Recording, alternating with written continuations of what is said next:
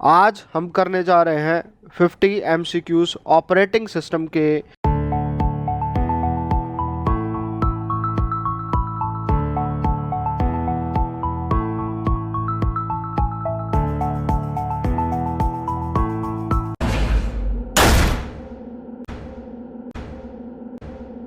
Hello everyone, मैं हूं सुमित कुमार नागर और कंप्यूटर गुरु हम में आपका स्वागत है। आज हम करने जा रहे हैं 50 MCQs ऑपरेटिंग सिस्टम के। तो चलिए करते हैं शुरुआत सबसे पहले क्वेश्चन नंबर 1 से। क्वेश्चन नंबर ये कहता है which of the following is not an operating system. तो हमें साफ साफ पता है विंडोज होता है, लिनक्स होता है, आपका डॉस होता है डिस्क ऑपरेटिंग सिस्टम, जो कि हमारा ओएस है, और ओरेकल जो है एक कंपनी है, ऑपरेटिंग सिस्टम नहीं है। तो इसका जो आंसर हो जाएगा वो हो जाएगा सी। फिर सेकंड क्वेश्चन कहता है what else is command interpreter called. तो हमें पता है जो भी कमांड एग्जीक्यूट करता है वो करता है शेल। तो डायरेक्ट आंसर है, कोई कुछ करने की ज़रूरत नहीं है। फिर नेक्स्ट क्वेश्चन आपसे पूछा जाता है what is full name of fat. तो फैट हमें पता है वो होता है हमारा फाइल एलोकेशन टेबल। तो इसका आंसर जो हो जाएगा वो बी हो जाएगा। फिर उसके बाद जो नेक्स्ट क्वेश्चन आता है, जो फोर्थ क्वेश्चन है, वो है बायोस इज यूज्ड। बायोस क्या होता है? आपका बेसिक इनपुट आउटपुट सिस्टम, जिसका काम क्या होता है, वो पोस्ट जो है ऑपरेशन एग्जीक्यूट कराता है, जिसको पावर ऑन सेल्फ टेस्ट कहते हैं। फिर उसके बाद उसका काम क्या होता है, बूट स्ट्रैप लोडर को स्टार्ट करना, जो आपका ऑपरेटिंग सिस्टम को बूट अप कराएगा। तो कंपाइलर, इंटरप्रेटर और एप्लीकेशन सॉफ्टवेयर तो बाद में आते हैं। सबसे पहले जिसको ज़रूरत पड़ती है वो इसकी ज़रूरत पड़ती है ऑपरेटिंग सिस्टम को। फिर फिफ्थ क्वेश्चन जो पूछा जाता है what is the mean of booting in the operating system. हमें पता है सिस्टम को स्टार्ट करना या रीस्टार्ट करना। रीस्टार्ट को हम कहते हैं वार्म बूट और स्टार्ट करने को हम कहते हैं कोल्ड बूट। तो वो सारा किस में काम होता है, उन सब में क्या होता है, बूटिंग प्रोसेस पूछा जाता है, बूटिंग प्रोसेस होता है। तो आपका इसका राइट आंसर हो जाएगा starting and restarting of computer. फिर उसके बाद जो अगला क्वेश्चन है वो ये है what is boot strapping called. तो बूट स्ट्रैपिंग जो होती है वो सबसे पहली बार ही होती है जब जब मैं बात करूँ, जब मेरा ऑपरेटिंग सिस्टम चल नहीं रहा होता है और उस टाइम पर मैं उसको चलाता हूँ, तो जो बूट स्ट्रैप होता है उसको कोल्ड बूट भी कहा जाता है। फिर उसके बाद अगला जो क्वेश्चन पूछा जाता है what size of virtual memories based on the following. तो हमें पता है virtual memory is directly related to RAM. जो हमारी वर्चुअल मेमोरी होती है वो रैम की 1 गुना हो सकती है, 1.5 गुना हो सकती है, 2 गुना हो सकती है और 3 गुना भी हो सकती है। डिपेंड करता है कि मैं अपनी हार्ड डिस्क का कितना स्पेस एलोकेट कर रहा हूँ। तो इसका जो डायरेक्ट आंसर हो जाएगा वो हो जाएगा आपका रैम। फिर उसके बाद जो हमारा क्वेश्चन बनता है, जो विच of the following is not application software. तो एप्लीकेशन सॉफ्टवेयर हमें पता है कि वर्ल्ड पैड होता है, फोटोशॉप होता है, MS एक्सेल होता है। ये सारे हम यूज़ करते हैं ऑपरेटिंग सिस्टम के ऊपर कोई और काम करने के लिए, जिससे अलग एक फाइल तैयार होती है। बट विंडोज 7 जो क्या है वो ऑपरेटिंग सिस्टम है। तो इसका आंसर जो है वो ए हो जाएगा। फिर अगला क्वेश्चन आ जाता है which of the following Windows does not have a start button. तो हमें पता है जो विंडोज़ 8 आई थी उसमें स्टार्ट बटन नहीं डाला गया था। जो विंडोज़ 8.1 आई थी उसके अंदर स्टार्ट बटन को इंक्लूड किया गया था। Which of the following operating system does not support more than 1 program at a time. तो हमें पता है जो यूनी प्रोसेसिंग सिस्टम है वो हमारा है MS-DOS, जिसको बोला जाता है माइक्रोसॉफ्ट डिस्क ऑपरेटिंग सिस्टम। तो इसका आंसर जो सही आंसर हो जाएगा वो ये हो जाएगा। फिर उसके बाद आपको अगला क्वेश्चन है who provide the interface to access service of the operating system.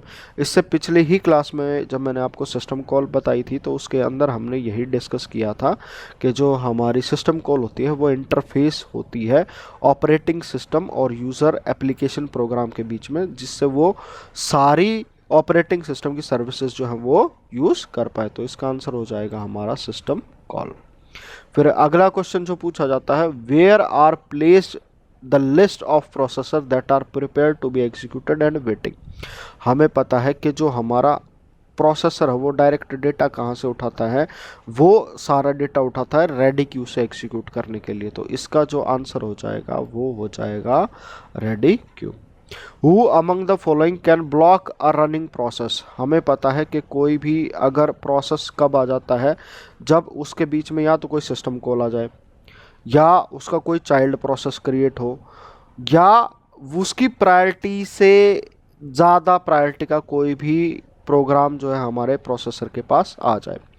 तो डाउन जो होता है वो होता है प्रीएम्पशन के लिए, फोर्क जो होता है क्रिएशन के लिए, और रीड जो होता है वो एक सिस्टम कॉल है। तो सारे के सारे सिस्टम कॉल है, सारे के सारे प्रोसेस को ब्लॉक करा देते हैं, तो इसका आंसर जो है हमारा डी हो जाएगा। फिर उसके बाद जो अगला क्वेश्चन आता है वो हमारा आता है 15th क्वेश्चन। वो ये पूछता है which of the following does not interrupt the running process. तो इंटरप्ट कौन नहीं करता है? जो हमारा इंटरप्ट हो जाता है, पावर फेलियर हो जाता है, या शेड्यूलर प्रोसेस होता है। तो शेड्यूलर प्रोसेस भी अगर कोई प्रीएम्पशन हो जाती है तो उस केस में जो है वो रनिंग को इफ़ेक्ट करता है, बट वो शेड्यूलर नहीं करता है, वो प्रायोरिटी आ जाती है। उसके अंदर जो अगर मेरा कोई डिवाइस इनपुट आउटपुट है तो वो प्रोसेस की रनिंग को बंद कर सकता है। जैसे मान लो कोई भी मैं प्रिंटिंग की कमांड दे रहा था और मैंने जैसे ही डिवाइस को हटा लिया तो मेरा प्रोग्राम जो है वहीं के वहीं बंद हो जाएगा। तो इसका जो आंसर है वो होना चाहिए शेड्यूलर प्रोसेस, क्योंकि शेड्यूलर की जो प्रोसेसिंग होती है वो अपने आप चलती रहती है, वो इंटरप्ट नहीं करता है रनिंग प्रोसेस को बीच में। तो अगला जो क्वेश्चन बनता है व्हाट इज़ माइक्रोसॉफ्ट विंडोज़। तो हमें पता है साफ साफ ये ऑपरेटिंग सिस्टम है, इसके बारे में सोचने की भी ज़्यादा ज़रूरत नहीं थी। फिर नेक्स्ट क्वेश्चन आता है which type of command are required to perform various task in DOS. तो उसके अंदर जो आती है वो हमारी होती है एक्सटर्नल कमांड, क्योंकि इंटरनल कमांड जो वो ऑपरेटिंग सिस्टम यूज़ करता है। एमएस डॉस के ऊपर जितनी भी कमांड दी जाती हैं वो एक्सटर्नली दी जाती हैं, तो उनको हम एक्सटर्नल कमांड कह देते हैं। फिर अगला क्वेश्चन आता है which of the following is a system software. तो हमें पता है कि ऑपरेटिंग सिस्टम भी एक सिस्टम सॉफ्टवेयर है। कल की क्लास में मैंने ये आपको बताया था, कंपाइलर एंड यूटिलिटीज़ वो भी जो है एक सिस्टम सॉफ्टवेयर है। तो इसका आंसर हो जाएगा हमारा ऑल ऑफ दी अबव। फिर उसके बाद आ जाता है open system call returns the file descriptor as. तो इसका जो है कैरेक्टर वाइज जो है वो सारा डिस्क्रिप्टर जो है वो लिया जाता है। तो आपने इस क्वेश्चन का ध्यान रखना है, सिर्फ कैर लगाना है। अगर इसकी डेप्थ में चले जाओगे तो वो इतना डेप्थ जाने की कोई ज़रूरत नहीं है। हो सकता है रेयर टू रेयर क्वेश्चन है, अगर ऐसा कोई क्वेश्चन पूछा जाए। बस आपको इसका आंसर याद रखना है कि आपको इसका आंसर कैर लगाना है। फिर उसके बाद अगला क्वेश्चन है which of the following system call is use to open और क्रिएटिंग अ फाइल। अगर मुझे कोई भी फाइल ओपन करनी है या क्रिएट करनी है तो उस टाइम पर हमें जो है वो ओपन की कमांड जो है वो यूज़ की जाएगी। ओपन की कमांड जैसे अगर मान लो कोई भी एक फाइल के ऊपर काम कर रहा हूँ तो ओपन की कमांड दे देता हूँ, वो दूसरी फाइल हो जाती है। अगर कोई फाइल है, अगर मैं किसी के ऊपर काम करने की इच्छा करता हूं तो वो नहीं क्रिएट होती है, तो भी हमारा सिस्टम क्या करता है, उस फाइल को क्रिएट करता है देन ओपन करता है। तो इसके लिए जो सही आंसर होगा वो होगा ओपन। फिर उसके बाद जो अगला क्वेश्चन है for reading input which of the following system call is use. तो रीड करना है तो हमें पता है डेटा रीड कहाँ से होता है, वो रीड सिस्टम कॉल से होता है। तो उसके ऊपर सोचने की कोई ज़रूरत नहीं है, इसमें इतना ज़्यादा मुश्किल क्वेश्चन था भी नहीं है। फिर उसके बाद जो अगला क्वेश्चन आ जाता है वो आ जाता है यूनिक्स एंड लिनक्स। तो क्या थे, दोनों में सेम आर्किटेक्चर सेम कर्नल चलता है, तो सेम कर्नल हो गया तो इसका मतलब क्या है, दोनों की सिस्टम कॉल जो है वो सेम होंगी। इंस्ट्रक्शंस अलग हो सकती हैं, डिपेंड करता है कि वो कौन सा हार्डवेयर यूज़ कर रही हैं। टेक्स्ट एडिटर अलग अलग हो सकते हैं कि मैंने अपनी तरफ से डाला हुआ है या नहीं डाला हुआ है। फिर कमांड हो सकती है, कमांड डिफरेंशिएट कर सकती है, बट सिस्टम कॉल है वो दोनों में सेम रहेगी। नेक्स्ट क्वेश्चन है हमारा 23 जो कि ये पूछता है dash mode the kernel run on behalf of the user. इसका मतलब है यूज़र नहीं चल रहा है, यूज़र नहीं चलेगा तो क्या चलेगा, सिस्टम चलेगा। तो सिस्टम चलेगा तो कौन काम करेगा, तो उसके अंदर जो है हमारा वो है कर्नल काम करेगा। तो इसका आंसर हो जाएगा कर्नल। फिर उसके बाद जो नेक्स्ट क्वेश्चन है वो है 24, वो क्या पूछता है when we execute a C program CPU run in dash mode. तो अगर सी प्रोग्राम है, सी प्रोग्राम यूज़र चला रहा है, तो किस में यूज़ करेगा, वो यूज़र मोड के अंदर रन होगा। फिर उसके बाद नेक्स्ट क्वेश्चन आ जाता है system call a routine built in the kernel and perform basic function. क्या ये ट्रू है, बिल्कुल ट्रू है, सिस्टम कॉल से वो बेसिक फंक्शन कर लेता है। नेक्स्ट क्वेश्चन है हमारा क्वेश्चन नंबर 26, जो क्या पूछ रहा है, the system which allow only one process execution eight a time. तो उसको हम कहते हैं, अगर किसी के अंदर दो प्रोसेस एग्जीक्यूट हो रहे हैं, दो प्रोसेस उसकी क्यू में, तो उसको हम कह देते हैं मल्टी प्रोग्रामिंग सिस्टम। अगर सिर्फ एक होता है तो वो क्या हो जाएगा, हमारा यूनी प्रोग्रामिंग सिस्टम। फिर अगला क्वेश्चन आता है हमारे पास क्वेश्चन नंबर 27, वो क्या पूछता है, in operating system each process has its own. क्या होता है, उसके पास उसका खुद का एड्रेस स्पेस होता है, ग्लोबल वेरिएबल होते हैं, जो फाइल के साथ उसने काम करना है वो सारी फाइलें होती हैं, पेंडिंग, अलार्म, सिग्नल हैंडल, ये सारी इंफॉर्मेशन उसके पास होती है। फिर उसके बाद जो नेक्स्ट क्वेश्चन है क्वेश्चन नंबर 28, वो ये क्या पूछ रहा है, इन यूनिक्स विच system call create new process. तो क्या हो जाएगा, हमारी जो नया प्रोसेस क्रिएट होता है वो किसके थ्रू होता है, वो प्रोसेस क्रिएट होता है फॉर्क के थ्रू। तो जो फॉर्क कमांड है वो एक नया प्रोसेस क्रिएट करती है। फिर उसके बाद जो अगला क्वेश्चन है क्वेश्चन नंबर 29, वो क्या पूछता है, process can be terminated due to normal exit, fatal error, killed by another process. तो उसके अंदर जो है सारी की सारी चीज़ें हो सकती हैं। तो इसका आंसर जो होगा हमारा होगा answer D. Question number 30, what is ready state of a process. तो रेडी स्टेट क्या होती है, जब वो रन होने के लिए तैयार हो जाता है। तो उसका मतलब क्या है, when a process is schedule to run after some execution, when a process is enable to run until some task has been completed, when processor is using CPU. तो सी के आंसर में है वो रनिंग स्टेट में है, इसके अंदर है वो वेटिंग स्टेट में है, जो हमारे पास बची है वो ये वाली स्टेट है। तो उसके अंदर हमारा जो प्रोग्राम होता है वो किस स्टेट में होता है, प्रोग्राम कहूँ या प्रोसेस कहूँ, वो रेडी स्टेट में होता है। फिर अगला जो क्वेश्चन हमसे पूछा गया है, इंटर प्रोसेस कम्युनिकेशन। हमें पता है इंटर होता है दो के बीच में और इंट्रा होता है खुद के बीच में। तो कम्युनिकेशन बिटवीन टू प्रोसेस अगर की बात की जाए तो वो कहलाती है इंटर प्रोसेस कम्युनिकेशन। फिर उसके बाद जो अगला क्वेश्चन पूछा जाता है कि process stack does not contain. तो वो क्या कंटेन नहीं करते, फंक्शन पैरामीटर होते हैं, लोकल वेरिएबल होते हैं, रिटर्न प्रोसेस होता है, बट पीआईडी जो होती है वो प्रोसेस ब्लॉक संभाल कर रखता है, ना कि प्रोसेस स्टैक। फिर अगला क्वेश्चन है, which system call can be used by a parent process to determine the termination of a child process. तो हमें पता है जो वेट प्रोसेस है, जब मैंने इससे लास्ट वाली क्लास में बताया था कि वेट के अंदर ही जो है वो टर्मिनेशन भी होगा। तो इसका जो आंसर है वो है wait state. The address of the next instruction to be executed by the current process is provided by program counter. इससे पिछले वाली क्लास में मैंने बताया था कि ये चीज़ें लिख लो। ये वाले क्वेश्चन के हमेशा मोर देन 50% चांसेस होते हैं किसी भी कंप्यूटर साइंस एग्जाम में आने के।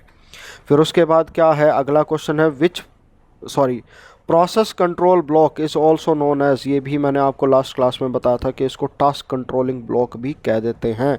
अगर आपके क्वेश्चन पेपर में आ जाए पीसीबी ना दे के टीसीबी दे दे, टास्क कंट्रोलिंग ब्लॉक दे दे, तो कंफ्यूज नहीं होना है। आपने इस चीज़ को याद रखना है कि प्रोसेस कंट्रोल ब्लॉक और task control block both are the same things. फिर उसके बाद नेक्स्ट क्वेश्चन है, the only state transition that is initiated by user process itself. तो यूज़र क्या कर सकता है, खुद से क्या कर सकता है बताओ, वो सिर्फ एक प्रोसेस को ब्लॉक कर सकता है। ब्लॉक भी कैसे कर सकता है, वो इनपुट आउटपुट देने के बजाय, इसके बाद वो किसी प्रोसेस के साथ कुछ भी नहीं कर सकता है। नेक्स्ट क्वेश्चन आता है हमारा 37, वो ये क्या पूछता है, in a time sharing operating system when the time slot given to a process complete the process goes from running state to कहाँ चला जाएगा। राउंड रॉबिन शेड्यूलिंग एल्गोरिथम है, कोई भी प्रोसेस अगर हमारा कंप्लीट स्लाइस अपना कर देता है तो उसके बाद वो दोबारा चला जाता है उसकी रेडी स्टेट के अंदर। तो जो आंसर है इसका एग्जैक्ट आंसर है वो है B. An multi programming environment. Multi programming environment मैंने आपको पिछली क्लासेस में बताया था कि मल्टी प्रोग्रामिंग का मतलब ये नहीं होता कि आपके बहुत सारे प्रोग्राम एग्जीक्यूट हो रहे हैं। प्रोग्राम तो एक एक करके एग्जीक्यूट होता है, बट आपकी मेन मेमोरी में अगर एक से ज़्यादा प्रोग्राम है तो उसको हम मल्टी प्रोग्रामिंग सिस्टम कहेंगे। तो इसी के अंदर क्या आ जाएगा, the processor execute more than one process at a time, program are developed by more than one person, more than one process reside in the memory. तो इसका जो एग्जैक्ट आंसर होगा वो आंसर होगा सी। फिर उसके बाद जो नेक्स्ट क्वेश्चन है हमारा, suppose that a process is in blocked state waiting for some input output services, when the service is completed it goes to, कहाँ चला जाएगा, वो रेडी स्टेट में चला जाएगा जैसे ही उसका काम पूरा हो जाता है वो। जो नेक्स्ट क्वेश्चन है हमारा, the context of a process in the PCB does not contain, उसके अंदर क्या नहीं होता, उसके अंदर ये इन्फॉर्मेशन नहीं होती कि कंटेक्स्ट स्विचिंग के बीच में टाइम कितना लगता है। वो तो डिपेंड करता है ना प्रोसेसिंग में, उसका टाइम कितना आ रहा है, कितना सीपीयू यूटिलाइजेशन है, बाकी सारी चीज़ें उसके पास होती हैं, बट कंटेक्स्ट स्विचिंग में कितना टाइम चलेगा ये उसके पास नहीं होता है। नेक्स्ट क्वेश्चन है हमारा 41, जो क्या कहता है, the new process consist of copy of the original process, the mechanism allow parent process to communicate easily with the child. तो वो किसकी वजह से करता है, वो करता है एड्रेस स्पेस की वजह से, ताकि जिसको साथ साथ पता चल जाए कि ये उसकी मेमोरी लोकेशन है, उसके पास ही ये है और वो उसको एक्सेस करेगा। फिर उसके बाद जो अगला क्वेश्चन है, most operating system including Unix, Linux and Windows identify process according to, किसके अकॉर्डिंगली करते हैं, वो प्रोसेस की आइडेंटिफायर यूज़ करते हैं जिसको हम पीआईडी कहते हैं। नेक्स्ट क्वेश्चन है हमारा 43, process terminate when it finishes executing the final statement and ask operating system to delete it by using, तब वो क्या करता है, उस टाइम पर उसके पास जो है वो exit call system call use की जाती है। वेट होती है जब वो सस्पेंड होता है, जब वो सब कुछ ख़त्म कर देता है तो उस टाइम पर ये कहता है कि आप मुझे एग्जिट कर दो, कि मैं वापस अपनी सेकेंडरी स्टोरेज के अंदर जाना चाहता हूँ। तो उस टाइम पर कौन सी सिस्टम कॉल लगती है, पिछले क्लास में भी मैंने बताया था, आज दोबारा बता रहा हूँ। तो इसके लिए जो हमारी सिस्टम कॉल यूज़ होगी वो होगी एग्जिट। नेक्स्ट क्वेश्चन है हमारा क्वेश्चन नंबर 44, वो क्या कह रहा है, both process parent and child continue execution at the instructions of the fork with one difference, the return code for the fork is dash for a new child process whereas dash process identifier of the child is returned to parent। तो हमें पता है child process अगर create होता है तो 0 जाती है, और उसके बाद जब उसके साथ काम होने लग जाता है तो एक पॉजिटिव इंटीजर वैल्यू जो उसके साथ जाती है। तो इसका आंसर जो होगा हमारा होगा वो डी होगा। फिर उसके बाद नेक्स्ट क्वेश्चन जो होता है, the process that has terminated but whose parent has not called it wait. तो अगर कोई ऐसा प्रोसेस जो है वो चल जाए कि जैसे ही उसका प्रोसेस ख़त्म हो गया था बट उसके पेरेंट ने वेट कॉलिंग तब तक नहीं की थी, तो ऐसे केस में क्या हो जाता है, जो प्रोसेस हो जाता है, जो चाइल्ड प्रोसेस होता है, उसको हम कह देते हैं वो क्या है, एक ज़ॉम्बी बन गया है। ज़ॉम्बी मतलब वो उसको पूरे तरीके से ख़त्म होना था बट वो ख़त्म नहीं हुआ है, तो वो क्या काम कर रहा है, वो एज ए ज़ॉम्बी काम कर रहा है। फिर नेक्स्ट क्वेश्चन आता है आपका, if a parent did not invoke wait and instead terminated thereby leaving its child process as it is the process is known as, तो उस केस में क्या होगा, वो ऑर्फन हो जाएगा, यानी कि जिसके माँ बाप मर गए हों, जिसके माँ बाप मर जाते हैं उसको ऑर्फन कहते हैं। और यही जो चीज़ आपने वो ध्यान रखनी है कि मैं ये क्वेश्चन समझाने की वजह से कर रहा हूँ, आपको समझाते टाइम ये चीज़ें याद रखनी है कि अगर किसी का पेरेंट है वो चाइल्ड से पहले ख़त्म हो जाता है तो वो चाइल्ड प्रोसेस जो है वो ऑर्फन बन जाता है। इस केस में आपको 2 चीज़ें ध्यान देनी पड़ेंगी, एक ज़ॉम्बी और एक ऑर्फन के बीच में क्या डिफरेंस है। यानी कि अगर कोई प्रोसेस है वो टर्मिनेट हो जाता है विदाउट बीइंग वेट सिग्नल के, तो ऐसे प्रोसेस को हम कहते हैं ज़ॉम्बी। और कोई ऐसा प्रोसेस जो चल रहा है बट उसके पेरेंट ख़त्म हो गए हैं, उसको वेट सिग्नल नहीं दिया है, तो ऐसे प्रोसेस को हम कहते हैं वो होता है ऑर्फन प्रोसेस। नेक्स्ट क्वेश्चन आता है, when a process create a new process using fork operation which of the following state is shared between the parent and the child process. तो दोनों के बीच में क्या होता है, सेम एड्रेस स्पेस होता है, यानी कि शेयर्ड मेमोरी सेगमेंट जो है वो दोनों के बीच में यूज़ होता है। फिर नेक्स्ट आ जाता है, व्हाट इज़ ऑपरेटिंग सिस्टम। तो मैंने आपको बताया था कि ऑपरेटिंग सिस्टम क्या है, एक रिसोर्स मैनेजर होता है, सर्विसेज प्रोवाइड करवाता है एप्लीकेशन प्रोग्राम के लिए, और इंटरफेस होता है between hardware and application program. तो इसका आंसर जो होगा वो होगा ऑल ऑफ द अबव। फिर उसके बाद जो नेक्स्ट क्वेश्चन है वो पूछा जाता है, number of the process completed per unit time is known as. हमें पता है कि उसको हमेशा किससे जोड़ा जाता है, वो जोड़ा जाता है थ्रूपुट से। फिर नेक्स्ट क्वेश्चन की बारी आती है, जो हमारा लास्ट क्वेश्चन है वो क्या है, if all process input output ready queues almost always be dash and short term scheduler will have dash to do, यानी कि अगर आपका जो प्रोसेस है वो इनपुट आउटपुट में ज़्यादा कर रहा है तो वो हमेशा क्या करेगा, उसके चांसेस होंगे कि वो वेटिंग स्टेज में जा रहा है इंस्टीड ऑफ रेडी। तो उस टाइम पर आपका अगर कोई रेडी क्यू में है ही नहीं तो आपका शेड्यूलर क्या करेगा, आपका शेड्यूलर भी खाली बैठा रहेगा और आपकी रेडी क्यू भी एम्प्टी बनी रहेगी। तो इसके लिए क्या हो जाएगा, तो इसका जो एग्जैक्ट आंसर होगा वो होगा आंसर सी।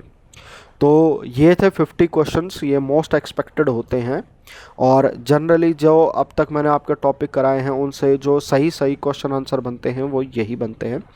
तो ये सारे क्वेश्चन आंसर आप कर सकते हैं। फिर जैसे जैसे मैं आपके आगे अलग अलग ऑपरेटिंग सिस्टम की जो क्लासेस लूँगा उसके कॉरस्पॉन्डिंग में जो है क्वेश्चन आंसर और ऐड करता चलूँगा। तो आई होप आपको क्वेश्चन आंसर समझ में आए होंगे। तो आज की वीडियो में इतना ही। Thank you all, thank you for watching.